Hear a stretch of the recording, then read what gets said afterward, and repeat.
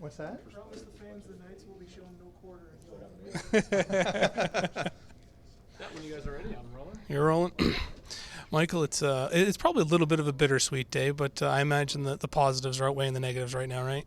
Absolutely. I think from a standpoint, there's no doubt when you're engaged with a team, as long as I have with being the affiliate of the Montreal Canadiens and seeing them, having them at the house and watching them grow and graduate to the NHL and being so close and being part of it, I do have a little bit of seller's remorse when you have to make such an announcement. But I think them going to St. John's is a wonderful story. Not only from a fact that St. John's was looking for a team, and Glenn Stanford, who is our president here, I know will treat the players, fantastic. The people in Newfoundland are fantastic, as you experienced at the exhibition.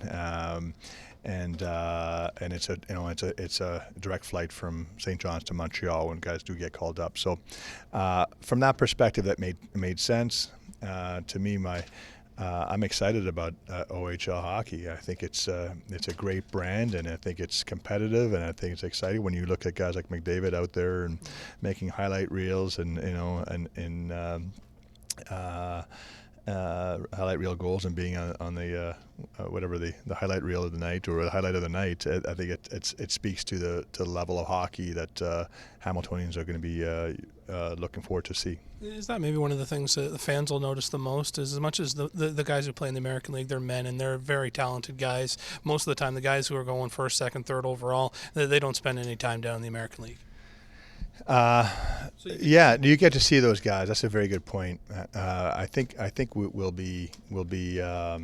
The other thing too is that we can control our crop of players coming in, and obviously I'll be looking for local talent more so because I want to certainly promote the community that we live in, and it's a great story to be told.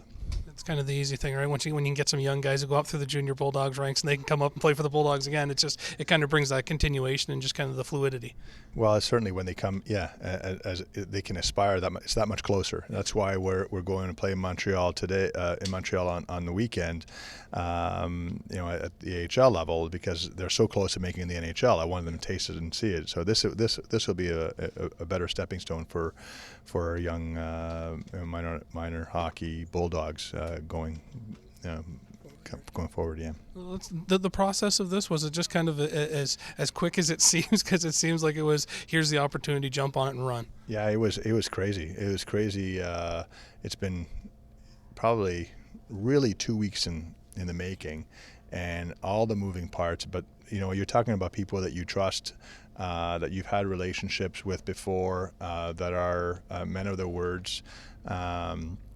And we're able to establish. The only thing I regret is the fact that Belleville's lost a team. But for everybody else, it's good or better.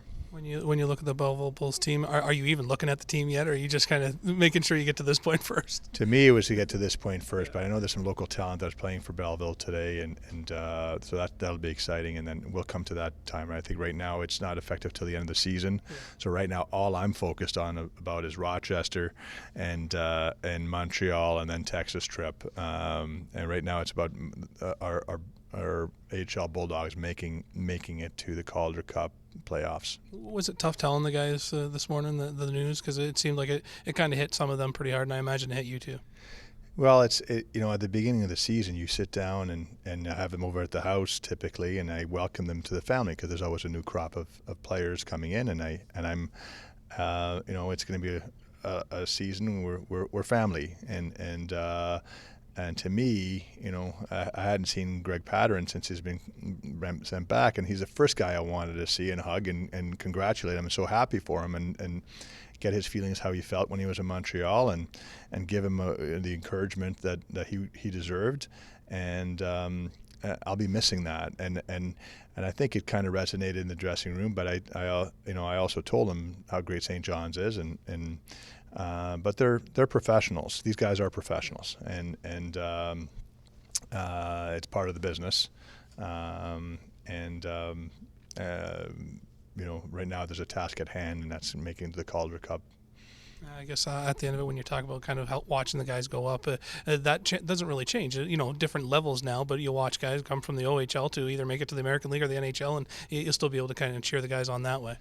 Well, it's interesting enough, when I talked to Dave Andrews and I said I had a bit of a seller's remorse, Dave Andrews, president of the American Hockey League, he actually reminded me that he coached in Victoria, and he's in the BC Hall of Fame, and he coached the junior team. He says, you'll be surprised the sense of satisfaction is as much, or if maybe even greater, when you see these kids make it after they're literally growing up.